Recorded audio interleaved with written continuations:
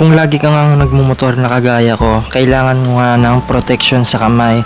At ito nga, ibabahagi ko nga pala sa iyo yung pinaka-budget meal na half finger gloves. So ito, meron na siyang protection para sa knuckle natin. At maganda itong half finger gloves dahil kapag gusto mong gumamit ng cellphone mo dito sa phone holder, kapag magna-navigate ka nga dito sa mapa, ay talagang mapipindot mo nga siya at less hassle na nga na pagtanggal ng gloves. Mas maganda tong half finger gloves.